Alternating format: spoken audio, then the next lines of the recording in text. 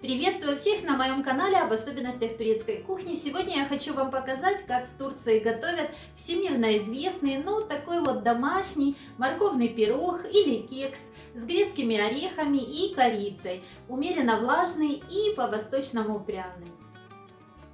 Если вы любите высокие и влажные пироги и кексы, а также если вам нравятся пряные восточные нотки, обязательно попробуйте этот пирог. Во-первых, он невероятно вкусный. Во-вторых, он очень быстрый и простой в приготовлении. В-третьих же, аромат и вид этого пирога создаст атмосферу тепла и уюта в вашем доме, что, конечно же, порадует ваших родных и близких. Друзья, для морковного кекса или пирога в турецкой вариации я использую такие продукты: 1 крупная морковка, 3 яйца, стакан сахара, здесь 2/3 стакана растительного масла, стаканы у меня обыкновенные, также 2/3 стакана йогурта. Йогурт можно заменить сметаной или даже молоком, но все-таки хочу сказать, что в Турции для влажных кексов используют йогурт, а для более таких легких пышных кексов используют молоко.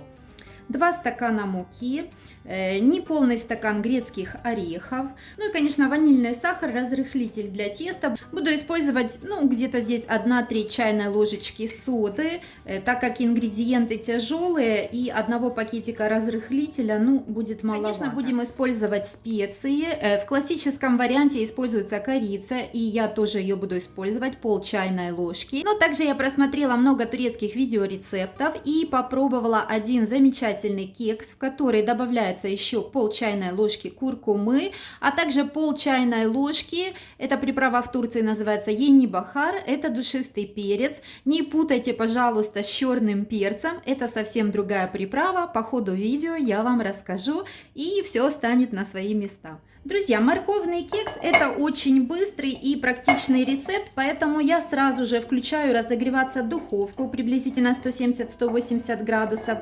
И первое, что я делаю, я смазываю форму для кекса сливочным маслом. Это можно сделать и растительным маслом. Это такая себе перестраховочка для того, чтобы кекс, когда он будет уже готовый, чтобы он хорошо вышел из формы. Вот так везде смазав хорошо сливочным маслом, я ставлю форму в холодильник. Этот приемчик я тоже подсмотрела у турецких фудблогеров. Это нужно для того, чтобы масло не растаяло, не подтаяло, и не стекло вниз, чтобы все стеночки этой формы для кекса были смазаны маслом.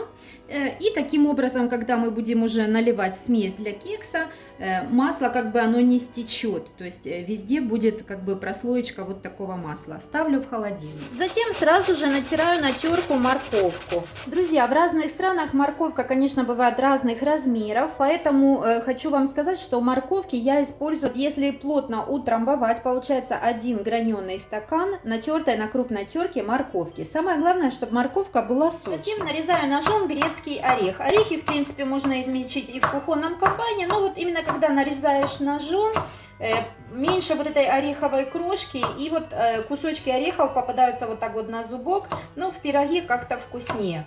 Использовать можно любой орех, но все-таки в этом морковном пироге чаще всего используется грецкий орех. Приступим к приготовлению теста для морковного пирога. Для начала я взобью миксером 3 яйца и 1 стакан сахара. Это, кстати, можно сделать и венчиком. Когда сахар и яйца уже хорошо взбились в такую пенку, постепенно вводим растительное масло. После растительного масла добавляю йогурт. Друзья, теперь добавляю муку. Муку я всегда через ситечко просеиваю. Добавляю ванилин и разрыхлитель для теста. И с этого момента я уже работаю лопаткой, просто перемешиваю все хорошо. После того, как мы добавили муку, слишком долго взбивать миксером не нужно это все. Самое главное просто перемешать, чтобы мука хорошо размешалась с остальными ингредиентами. Теперь добавляю стакан натертой морковки и 2/3 стакана грецкого ореха. Друзья, морковку отжимать не нужно, пусть она будет сочная. Во время выпекания она отдаст свою влагу в тесто, и пирог получится таким влажным, как будто чем-то пропитанным. На самом деле он ничем не пропитан, просто морковка отдаст свою влагу в тесто. И теперь добавляю специи и соду. Соду добавила в самый последний момент, так как сода очень быстро реагирует. И все это нужно как можно быстрее перемешать и отправлять в форму для выпекания.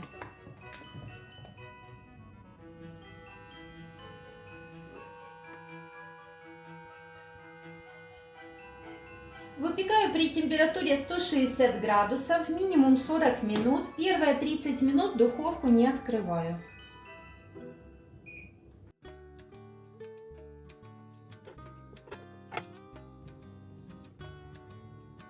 Ну что ж, друзья, пирог действительно удался на славу. Посмотрите, какой он вот такой вот мягенький, с такой вот румяной корочкой. Пусть он немного остынет, и потом я его припудрю. Морковный кекс немного остыл, и я вот так вот немного припорошу пудрой.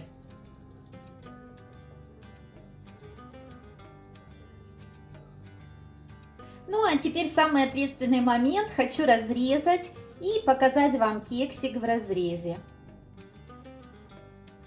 Вот такой он красивый благодаря морковке, умеренно влажный и, конечно же, вот такой вот мягкий. Что ж, друзья, это действительно вкусный, и такой вот домашний пирог, от него веет таким вот уютом, теплом. Особенно, наверное, в холодные вечера к чаю. Это просто замечательная вещь. Хочу сказать для тех, кто никогда не пробовал морковной выпечки, вкуса морковки нет. Вы также не почувствуете отдельно корицу, куркуму или душистый перец. Насчет душистого перца хочу сказать, что этот рецепт я нашла на просторах турецкоязычного интернета и сначала сама удивилась, потому что как-то необычно было добавлять душистый перец в сладкую выпечку. Но оказывается, душистый перец или еще ямайский перец – это плод дерева пимента, которое произрастает в Америке, Бразилии. Так вот, специя, которая и изготавливается из этого плода, считается универсальной. Она подходит как к овощным, так и мясным блюдам. А также, на мое удивление, она широко используется и в сладкой выпечке. В аромате этой универсальной специи соединены нотки мускатного ореха, гвоздики и корицы. Так что она очень хорошо сочетается со всеми блюдами, где используется корица. Если у вас нету такой приправы, можете использовать мускатный орех. Ну а для тех, кто совсем-совсем не любит корицу и такого вот рода пряные специи, советую просто добавить цедру лимона или апельсина, а также немного порошка имбиря. Это тоже будет очень вкусно. Друзья, осталось только заварить чай и пригласить гостей. Подписывайтесь на канал и жмите колокольчик, чтобы не пропустить следующие интересные рецепты турецкой кухни. Кстати, у меня на канале есть интересные рецепты, как быстро и просто приготовить турецкую пахлаву. Ссылочку я вам оставляю, открывайте, смотрите. И до скорой встречи. Бай-бай!